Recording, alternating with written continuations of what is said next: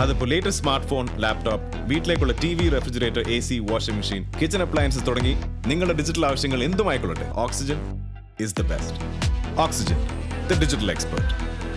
അതെ, വാങ്ങുന്നത് ഓക്സിജനിൽ നിന്നാണെങ്കിൽ എല്ലാം ഒറിജിനൽ ആയിരിക്കും.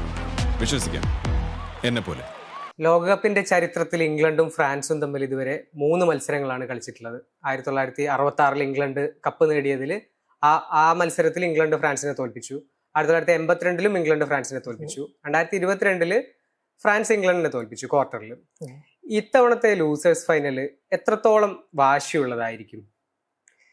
ഇതിൽ രണ്ട് ടീമിനും രണ്ട് ദിശയെന്നാണ് അവർ നോക്കുക. ഇപ്പൊ ഫ്രാൻസിന്റെ കാര്യത്തിൽ ഇത് ഡിഡിയർ ഡെഷാംസിന്റെ ലാസ്റ്റ് കളിയാണ്. അപ്പൊ അവർക്ക് തീർച്ചയായിട്ടും അതൊരു നല്ല രീതിയിൽ തന്നെ ഈ 14 കൊല്ലം അവസാനിപ്പിക്കണം എന്നൊരാഗ്രഹം ഉണ്ടാവും. ഇംഗ്ലണ്ടിന്റെ ഭാഗത്തു നിന്നാണെങ്കിൽ അവർക്ക് ആ സെമി ഫൈനൽ കഴിഞ്ഞാൽ അത്രയും വിമർശനമാണ് കളിക്കാർക്കും കോച്ചിന് പ്രത്യേകിച്ചും. തോമസ് ടൂക്കലിനെ കുറിച്ച് ഞാൻ സമ്മതിച്ചു. ഇന്നലെ പ്രസ് കോൺഫറൻസിന് പോയിട്ട് അത്രയും ബുദ്ധിമുട്ടായിട്ടുള്ള എല്ലാ ചോദ്യവും ഉത്തരം പറഞ്ഞു. വേറെ ആരുടെ നേരെയും വിരലൊന്നും ചൂണ്ടിയിട്ടില്ല, എൻ്റെ തന്നെ കുഴപ്പമായിരുന്നു എന്ന് തന്നെ സമ്മതിച്ചിട്ടുണ്ട്. അപ്പൊ അത് സമ്മതിക്കാൻ ഒരു ധൈര്യം വേണം ശരിക്കും ഒരു മനുഷ്യന്. അപ്പൊ ഇത് രണ്ട് ടീമിനും സാധാരണ നമ്മൾ ഈ ലൂസേഴ്സ് ഫൈനലിന് അതിന് പറയാം, 3rd പ്ലേസ് മാച്ചിന്. ഇത് പക്ഷെ അങ്ങനെ ലൈറ്റായിട്ട് എടുക്കണ ഒരു കളി ആയിരിക്കില്ല. ചിലപ്പോൾ കുറെ റിസർവ്സ് ആയിരിക്കും കളിക്കുക. എന്നാലും ഞാൻ പ്രതീക്ഷിക്കുന്നത് കുറച്ച് വാശിയോടെ കളിക്കണ ഒരു കളി തന്നെയാണ്. ഫ്രാൻസ് 2018 ജേതാക്കളായിരുന്നു, 2022 ഫൈനലിലെത്തി. അങ്ങനെ നോക്കുമ്പോൾ ഇത്തവണ സെമി ഫൈനലിൽ പുറത്തായി.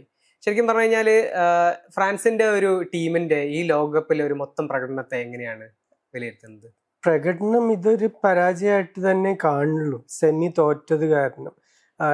എന്താ വെച്ചാൽ ഈ ഫ്രാൻസ് ടീമിന്റെ കളിക്കാരെ വെച്ച് നോക്കിക്കഴിഞ്ഞാൽ, പൊതുവെ ആ രാജ്യത്തുള്ള കളിക്കാരെ വെച്ച് നോക്കിക്കഴിഞ്ഞാൽ ഇതെല്ലാ ടൂർണമെന്റിന്റെയും ഫൈനലിൽ എത്തേണ്ട ഒരു ടീമാണ്. അത്രയും വേറെ ഒരു രാജ്യത്തിനും ഇല്ലാത്തൊരു പ്ലെയർ ബേസ് ഫ്രാൻസിനുണ്ട്. അപ്പൊ അങ്ങനെ നോക്കുമ്പോൾ 2022 ഒരു എന്താ പറയുക, ഒരു വളരെ മികച്ച ഒരു അർജന്റൈൻ പ്രകടനമായിരുന്നു ഫൈനലിൽ. അത് കാരണം തോറ്റു. ഫ്രാൻസ് അത്ര നന്നായിട്ട് കളിച്ചതുമില്ല ആദ്യത്തെ ഒരു മണിക്കൂർ. അപ്പൊ അതൊരു പരാജയമായിട്ട് ഞാൻ കാണുന്നില്ല. പക്ഷെ ഇത്തവണ ശരിക്കും പ്രത്യേകിച്ച് ആ സെമി ഫൈനൽ നോക്കിക്കഴിഞ്ഞാൽ അതൊരു മാച്ച് പോലും ആയിരുന്നില്ല. ഒരു അത്രയും വൺ സൈഡഡ് ആയിട്ട് സ്പെയിൻ ഡോമിനേറ്റ് ചെയ്തൊരു കളിയാ പെനൽറ്റിക്ക് ശേഷം. അപ്പൊ അങ്ങനെ നോക്കുമ്പോൾ അവിടുത്തെ ഫാൻസ് അതൊരു പരാജയമായിട്ട് തന്നെ കാണുള്ളൂ. ഫ്രാൻസിന്റെ കോച്ച് ദിദിയർ ദശാംസ് 2012 കോച്ചായിട്ട് വരുന്നത്. 2014 ഫ്രാൻസ് ക്വാർട്ടറിലെത്തി. പിന്നീട് ഇങ്ങോട്ട് വലിയ നേട്ടങ്ങളാണ് ടീമിനെ സംബന്ധിച്ചിടത്തോളം ഉണ്ടായിട്ടുള്ളത്. ദശാംസ് ആണെങ്കിൽ ഒരു ക്യാപ്റ്റൻ എന്ന നിലയിലും കോച്ച് എന്ന നിലയിലും ലോകകപ്പ് നേടിയിട്ടുള്ള വളരെ റയർ ആയിട്ടുള്ള ഒരു വ്യക്തിയാണ്. ദശാംസ് മിക്കവാറും പിന്നെ ടീമിന്റെ ചുമതല ഒഴിയാൻ പോവുകയാണ്. എങ്ങനെയാണ് ദശാംസിനെ ഒരു ഫ്രഞ്ച് ഫുട്ബോളിന്റെ ഒരു മാറ്റത്തിൽ, അല്ലെങ്കിൽ ഫ്രഞ്ച് ഫുട്ബോളിന്റെ ഒരു ചരിത്രത്തിൽ ദശാംസിനെ എങ്ങനെയാണ് നമ്മൾ അടയാളപ്പെടുത്തുക? വളരെ നല്ല രീതിയിൽ തന്നെ ആയിരിക്കും അവര് ഈ ജോലി ഏറ്റെടുക്കുമ്പോൾ. ഫ്രഞ്ച് ഫുട്ബോൾ ഏറ്റവും മോശം ഒരു സാഹചര്യത്തിലായിരുന്നു. 2010 ലോകകപ്പിലൊക്കെ അവരൊരു തമാശ ടീമായിരുന്നു. എല്ലാ കളിക്കാര് പരസ്പരം തല്ലുകൂടുക, ഒരാള് ക്യാമ്പ് വിട്ടു പോവുക, അങ്ങനത്തെ ഒക്കെ. 2002 പല പ്രശ്നങ്ങളുണ്ടായിരുന്നു. അവർ ആദ്യ റൗണ്ടിൽ ഔട്ടായി ചാമ്പ്യന്മാരായിരുന്ന സമയത്ത്. 2006 സിഡാന്റെ മികവ് കാരണം ഫൈനലിലെത്തി. പക്ഷെ അതും പല പ്രശ്നങ്ങളുള്ള ടീമായിരുന്നു. എപ്പോഴും ഈഗോ ക്ലാഷസ് ആയിരുന്നു വലിയൊരു പ്രശ്നം ടീമിൽ. 10 ഏറ്റവും രൂക്ഷമായിട്ട് അത് കണ്ടു. പിന്നീട് ആ ഒരു താഴ്ചയെന്നാണ് ഇങ്ങനെ പതുക്കെ ഏറ്റവും മുകളിലോട്ട് എത്തിച്ചത്.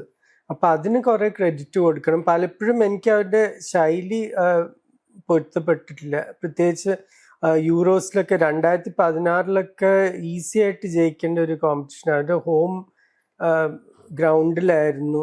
വളരെ മോശം ഒരു പോർച്ചുഗൽ ടീമിനെ ഒരു ഫൈനലിൽ കളിച്ചത്, എന്നിട്ടും ജയിക്കാൻ പറ്റിയില്ല. 2024 വെറും 4 ഗോളാണ് അടിച്ചത് യൂറോസിൽ. അപ്പൊ അങ്ങനെ നോക്കുമ്പോൾ സ്റ്റൈലിസ്റ്റിക് ആയിട്ട് പലർക്കും പ്രശ്നങ്ങൾ ഉണ്ടായിട്ടുണ്ട്. പക്ഷെ റിസൾട്ടായിട്ട് നമുക്ക് ഒന്നും തർക്കിക്കാൻ പറ്റില്ല. ഈ ദശാംശന് വലിയൊരു കാലം ശരിക്കും കൊടുത്തു. ഇത് ശരിക്കും നല്ലൊരു മാതൃകയല്ലേ? ഒരു അന്താരാഷ്ട്ര ടീമിനെ പരിശീലിപ്പിക്കുമ്പോൾ വളരെ കൂടുതൽ കാലം ആ ടീമിനൊപ്പം നിൽക്കാനുള്ള ഒരു സമയം കൊടുക്കുന്നത്. അങ്ങനെ സമയം കൊടുത്തിട്ടുള്ളവരൊക്കെ റിസൾട്ട്സ് പ്രൊഡ്യൂസ് ചെയ്തിട്ടുണ്ട്. ഇപ്പൊ ഗാരറ്റ് സൗത്ത് ഗേറ്റിന്റെ കൂടെ ഇംഗ്ലണ്ട് 8 കൊല്ലമല്ലേ. അതിൽ 2 യൂറോ ഫൈനലെത്തി, ഒരു ലോകകപ്പ് സെമി എത്തി. തീർച്ചയായിട്ടും ഇവിടെ ഉള്ള പ്രശ്നം എന്താന്ന് പറഞ്ഞാൽ കളിക്കാരെ നമുക്ക് ആകെ 4-5 വിൻഡോയിലേ കിട്ടുന്നുള്ളൂ, അതും 2 ആഴ്ചക്കൊക്കെ. പലപ്പോഴും ടോപ്പ് ക്ലബ്സിന്റെ കളിക്കാരെ എന്തെങ്കിലും ഒരു എക്സ്ക്യൂസ് പറഞ്ഞ് പിൻവാങ്ങുകയും ചെയ്യും. അപ്പൊ എല്ലാ കളിക്കാരെയും ഒരുമിച്ച് കിട്ടുന്നത് വളരെ അപൂർവമാണ്. അപ്പൊ ഒരിക്കലും നിങ്ങൾക്ക് ഒരു ക്ലബ് ടീമിനെ പോലെ നിങ്ങളുടെ ഒരു ശൈലി അല്ലെങ്കിൽ നിങ്ങളുടെ ഒരു ഫിലോസഫി ഇതിൽ കൊണ്ടുവരാൻ വലിയ ബുദ്ധിമുട്ടാണ്. അപ്പൊ അങ്ങനെ എത്രത്തോളം സമയം കിട്ടുന്നു അതിപ്പോ നമ്മൾ സ്കലോണിന്റെ കാര്യത്തിലും കണ്ടിട്ടുണ്ട്. ഇപ്പൊ സ്കലോണിയും ഈ അർജന്റീന ടീമും തമ്മിൽ ഏകദേശം ഒരു ക്ലബ് ടീം പോലത്തെ ഒരു അന്തരീക്ഷമാണ്. അത് കാരണം തന്നെയാണ് ഇപ്പൊ ആ റിസൾട്ട്സും കാണുന്നത്. ഈ ദശാംശന്റെ ഒരു ഫ്യൂച്ചർ ഇനി എങ്ങനെയായിരിക്കും? ക്ലബ് ഫുട്ബോളിലേക്കൊക്കെ പോകാനുള്ള വല്ല സാധ്യതയുണ്ടോ? തീർച്ചയായിട്ടും ഇഷ്ടം പോലെ ഓഫേഴ്സ് ഉണ്ടാവും. ഇപ്പൊ ഇറ്റലിയിലൊക്കെ പല ക്ലബുകളും വളരെ ഒരു എന്താ പറയുക ഒരു മോശം സ്ഥിതിയിൽ, ഇറ്റാലിയൻ ഫുട്ബോൾ പൊതുവെ ഒരു മോശം സ്ഥിതിയിലാണ്. ഫ്രാൻസിലും ഇപ്പൊ PSG മാറ്റി നിർത്തിയ ലൂയിസ് എൻറിക്കയുടെ ജോബ് ആരും എടുക്കാൻ പോകുന്നില്ല. പക്ഷെ ബാക്കി പല ക്ലബ്സിലും ഇപ്പൊ അവര് നോക്കും, ഇപ്പൊ ഇങ്ങനത്തെ ഒരാൾ ഇപ്പൊ മാർക്കറ്റിൽ ഉണ്ടല്ലോ, ഒന്ന് ശ്രമിച്ചു നോക്കാന്ന് തീർച്ചയായിട്ടും നോക്കും. ഈ EPL പിന്നെ ഇപ്പൊ ഗ്യാപ്പ് ഒന്നുമില്ല വലിയ ടീമുകളിൽ. ഇപ്പൊ ഒരു എന്താ പറയുക ഒരു സൺഡർലൻഡിലേക്കോ അങ്ങനത്തെ ഒരു ടീമിലേക്കൊന്നും ഒരു ലോകകപ്പ് ജയിച്ച കോച്ച് പോകാൻ പോകുന്നില്ല. ദശാംശന് ശേഷം സിദാൻ ഫ്രഞ്ച് ടീമിന്റെ കോച്ചായി വരും എന്നാണ് കേൾക്കുന്നത്. സിദാൻ ക്യാപ്റ്റൻ, കളിക്കാരൻ എന്ന നിലയിൽ വലിയ ലെഗസി ഉള്ള ഒരു പ്ലെയർ ആണ്. അതുപോലെ കോച്ച് എന്ന നിലയിലും റയൽ മാഡ്രിഡിനൊപ്പം വലിയ നേട്ടങ്ങൾ ഉണ്ടാക്കിയിട്ടുള്ള ഒരു കോച്ചാണ് സിദാൻ. സിദാന്റെ ഒരു വരവ് എങ്ങനെയായിരിക്കും ഫ്രഞ്ച് ഫുട്ബോളിനെ ഇനി മാറ്റാൻ പോകുന്നത്? സിഡാൻ ഈ അന്താരാഷ്ട്രീയ ടീമിന് പറ്റിയൊരു മാനേജറാണ്. എന്താ വെച്ചാൽ അങ്ങനെ ടാക്ടിക്സിൽ ഒബ്സസ്ഡ് ആയിട്ടുള്ള ഒരു കോച്ച് ആയിരുന്നില്ല ഒരിക്കലും. റയൽ മാഡ്രിഡ് പല പൊസിഷനും പല ഫോർമേഷനും കളിച്ചിട്ടുള്ള ഒരു ടീമായിരുന്നു. ആദ്യത്തെ ഒരു 2.5 കൊല്ലം, പിന്നീട് ആദ്യം ഒരു 2 കൊല്ലം 3 മാസമായിട്ട് കോച്ചായിരുന്നു. അപ്പൊ ആ സമയത്ത് നമ്മൾ പല പഴയ ഓൾഡ് സ്റ്റൈൽ ഒരു 4-4-2 ഡയമണ്ട് വരെ കളിച്ചിട്ടുണ്ട് സിഡാൻ. അപ്പൊ അങ്ങനെ താൻ ഈ രീതി മാത്രമേ കളിക്കുള്ളൂ എന്നുള്ള ഒരു കോച്ചൊന്നുമല്ല. കളിക്കാർ ആരാ ഉള്ളത്, അവരുടെ ശക്തികൾ എന്താ ഉള്ളതെന്ന് അതനുസരിച്ച് കളിക്കും. പിന്നെ സബ്സ്റ്റിറ്റ്യൂഷന്റെ കാര്യത്തിൽ എപ്പോഴും മിടുക്കനായിരുന്നു. ഒരു ചാമ്പ്യൻസ് ലീഗ് ഫൈനലിൽ ഗാരറ്റ് ബെയിൽ വന്നിട്ട് 2 ഗോൾ അടിച്ച് ലിവർപൂളിനെ തോൽപ്പിച്ച് 2018. വേറെ ഒരു PSG ആയിട്ടുള്ളൊരു കളി, അത് ഏത് റൗണ്ടിലാന്ന് എനിക്ക് ഓർമ്മയില്ല, അസെൻസിയോം വേറെ ആരോ സബ്സ്റ്റിറ്റ്യൂട്ട് ആയിട്ട് വന്നിട്ട് ആ കളി ആകപ്പാടെ മാറ്റി. അപ്പൊ ആ കളിയെ പറ്റി തനിക്കുള്ള അറിവ് കാരണം അത് കാണാൻ പറ്റും, എന്താണ് ഫീൽഡിൽ നടക്കുന്നത്, അതനുസരിച്ച് ആ മാറ്റങ്ങൾ വരുത്തും. പലപ്പോഴും ഒരു കളിയുടെ ഉള്ളിൽ തന്നെ ഫോർമേഷനൊക്കെ മാറ്റി കളിപ്പിച്ചിട്ടുണ്ട്. ഇപ്പൊ ഇംഗ്ലണ്ട് ടീമിനെ നോക്കുകയാണെങ്കിൽ ഇപ്പൊ കഴിഞ്ഞ കുറെ കാലമായിട്ട് എല്ലാ ലോകകപ്പുകളിലും ഇംഗ്ലണ്ട് നല്ല ടീമുമായിട്ട് വരും, പക്ഷെ ഒരു സെമിക്കപ്പുറം കടക്കാൻ അവർക്ക് പറ്റുന്നില്ല എന്നുള്ളതാണ് സാഹചര്യം. ഈ ലോകകപ്പിലും സെമിയിൽ അർജന്റീനയ്ക്കെതിരെ ഒരു ജയിക്കാവുന്ന കളി തോറ്റ സാഹചര്യമാണ് ഉണ്ടായിട്ടുള്ളത്. ഒരു ഇംഗ്ലണ്ട് ടീമിന്റെ ഒരു ടോട്ടൽ പ്രകടനം എങ്ങനെയാ കാണുന്നത്? ഇത് ഇംഗ്ലണ്ടിന്റെ കാര്യത്തിൽ ഞാൻ നേരത്തെ പറഞ്ഞിട്ടുണ്ടായിരുന്നു, ഇതാണ് ശരിക്കും പ്രതീക്ഷിക്കേണ്ട. അവരുടെ ഒരു ലെവൽ എന്ന് പറഞ്ഞാൽ ക്വാർട്ടറും സെമിയാണ്. പിന്നെ പലപ്പോഴും നമുക്ക് പറ്റണ തെറ്റെന്ന് പറഞ്ഞാൽ എന്നെ പോലത്തെ ആൾക്കാർ അധികവും ഇംഗ്ലീഷ് പ്രീമിയർ ലീഗാണ് കാണുന്നത്.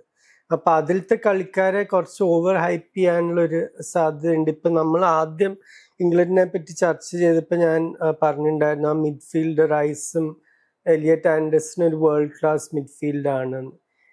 എന്താ വെച്ചാൽ നമ്മൾ അതാണ് കാണാറുള്ളത് എല്ലാ ആഴ്ചയും. EPL ഇപ്പൊ ഏറ്റവും മികച്ച മിഡ്ഫീൽഡേഴ്സിൽ ഒരാളാണ് ഡെക്ലൻ റൈസ്, വേറൊരാൾ ആൻഡേഴ്സണും. പക്ഷെ ഇന്നലെ ഞാൻ ആദ്യം കണ്ടിട്ടുള്ള ഒരു ഗ്രേറ്റ് മിഡ്ഫീൽഡർ എന്ന് പറയാൻ പറ്റുന്ന ഗ്രേം സൂണസ്. 3 യൂറോപ്യൻ കപ്പ് ലിവർപൂളിന്റെ കൂടെ ജയിച്ചു, സ്കോട്ട്ലൻഡ് ക്യാപ്റ്റൻ ആയിരുന്നു. ഗ്രേം സൂണസ് ഒരു ഷോയിൽ ചോദിക്കുന്നു, ഡെക്ലൻ റൈസ് ശരിക്കും വേൾഡ് ക്ലാസ് ആണോ? അതിന് കാരണം എന്താ? വെറുതെ ഇങ്ങനെ ഓടേണ്ടതല്ല ഒരു വേൾഡ് ക്ലാസ്. സൂണസ് പറഞ്ഞു, നിങ്ങൾ റോഡ്രിയെ നോക്കൂ. റോഡ്രി എന്താ ചെയ്യണം? റോഡ്രി ഒരു പൊസിഷൻ മെയിൻറ്റെയിൻ ചെയ്ത് അവിടുന്ന് പാസ് കൊടുക്കുക, മറ്റവരുടെ പാസ് തടുക്കുക, അവരെ ടാക്കിൾ ചെയ്യുക. അതാണ് ആ ഒരു പൊസിഷണൽ ഡിസിപ്ലിൻ ഉണ്ട്. അത് പല ഇംഗ്ലീഷ് ഫുട്ബോളിൽ കാലാകാലം ഉണ്ടായിട്ടുള്ള പ്രശ്നം. ഇത് സ്റ്റീവൻ ജെറാർഡ് ഒരു തലമുറ മുമ്പ് ഇതേ പ്രശ്നമാണ്. ഞാൻ പാഞ്ഞു ഓടും, അങ്ങോട്ടും ഇങ്ങോട്ടും എല്ലാ പൊസിഷനിലും ജെറാർഡിനെ കാണും. ബെനീറ്റസ് കോച്ചായി വന്നപ്പോൾ ആദ്യം പറഞ്ഞല്ല, നീ ആദ്യം പൊസിഷണൽ ഡിസിപ്ലിൻ എന്താന്ന് പഠിക്കും, നീ നിന്റെ പൊസിഷൻ കളിക്കുക, എന്നിട്ട് ബാക്കി നോക്കാം. അത് എല്ലാ കാലത്തും ഒരു പ്രശ്നമാണ്. പിന്നെ ഈ എന്താ പറയുക, മനസ്സിലത്തെ പ്രശ്നം, ഒരു ധൈര്യക്കുറവ്. ഈ നോക്കൗട്ട് കളികൾ വരുമ്പോൾ എപ്പോഴും ഒരു ഗോൾ അടിച്ചാൽ പിന്നെ പിന്നോക്കം പോകാനുള്ളൊരു ടെൻഡൻസി. അത് ഞാൻ പറയുന്നതല്ല, അവരുടെ പല പണ്ടത്തെ കളിക്കാരും, റിയോ ഫെർഡിനാൻഡ്, മൈക്കിൾ ഓവൻ, അനേക കളിക്കാർ ഇതിനെപ്പറ്റി ഈ കഴിഞ്ഞ 2-3 ദിവസത്തിൽ സംസാരിച്ചിട്ടുണ്ട്. എന്തുകൊണ്ട് അവരുടെ ടീമുകൾ തോറ്റു, എന്തുകൊണ്ട് ഇപ്പോഴും തോറ്റുകൊണ്ടിരിക്കുന്നു എന്നുള്ളതിന്. അടയാളപ്പെടുത്തുക കാലമേ, ഘടികാരങ്ങൾ നിലയ്ക്കുന്ന സമയം. പക്ഷെ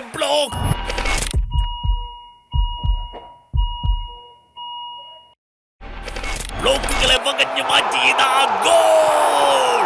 കളിയിൽ മാത്രമല്ല, ഹൃദയത്തിന്റെ ബ്ലോക്ക് മാറ്റൂ, ജീവിതത്തിൽ വിജയിക്കൂ. BKCC heart hospital, Perinthalmanna. Contact 9746 722 922. ഇംഗ്ലണ്ടിന്റെ തോൽവിക്ക് ശേഷം ടുക്കേലിനെതിരെ വലിയ വിമർശനങ്ങൾ ഉണ്ടായി.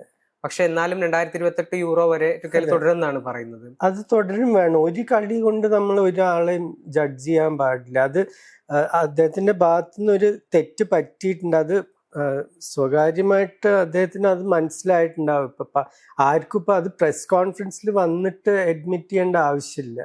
പക്ഷെ തനിക്ക് സ്വന്തം ഇപ്പൊ വീട്ടിൽ പോയി ഇരിക്കുമ്പോൾ മനസ്സിലാവും ഇത് ഞാൻ ചെയ്തത് വളരെ അധികം നെഗറ്റീവായി. എന്താ വെച്ചാൽ ഇംഗ്ലണ്ടിന് കൗണ്ടർ അറ്റാക്കിൽ അർജന്റീനയെ ഹേർട്ട് ചെയ്യാനുള്ള കളിക്കാരുണ്ടായിരുന്നു. അതിൽ പലരും ബെഞ്ചിൽ നിന്ന് പോലും വന്നില്ല. അതിന് പകരം നിങ്ങൾ സെന്റർ ബാക്സിനെയും റൈറ്റ് ബാക്സിനെയും ഒക്കെയാണ് സബ്സ്റ്റിറ്റ്യൂട്ട് ആയിട്ട് വിളിച്ചത്. അർജന്റീനയുടെ സബ്സ്റ്റിറ്റ്യൂഷൻസ് ആണെങ്കിൽ മുഴുവൻ അറ്റാക്കിംഗ് സബ്സ്റ്റിറ്റ്യൂഷൻസ് ആയിരുന്നു.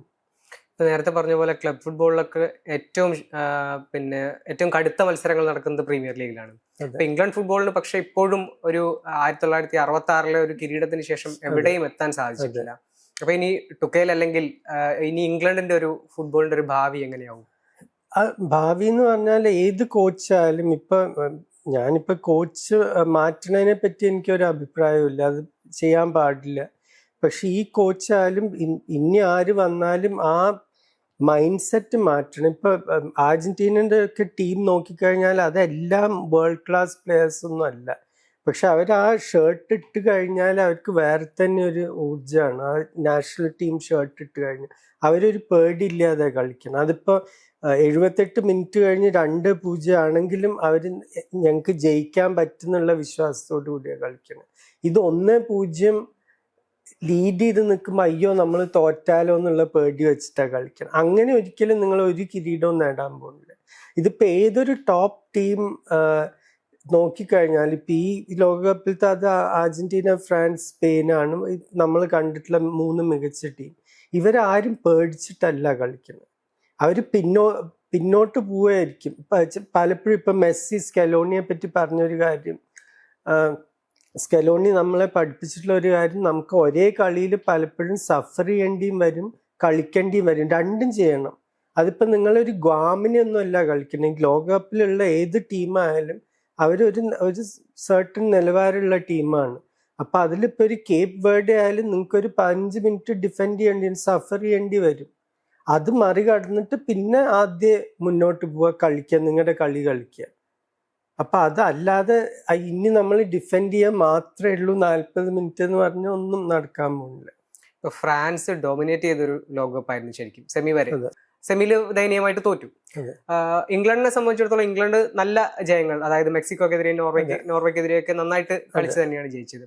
അപ്പൊ ഈ അവസാനത്തെ ഇരു ടീമുകളുടെ ഒരു ലാസ്റ്റ് മത്സരത്തിന്റെ ദിലീപ് എങ്ങനെയാണ് അതിന്റെ എന്താണ് പ്രഡിക്ഷൻ?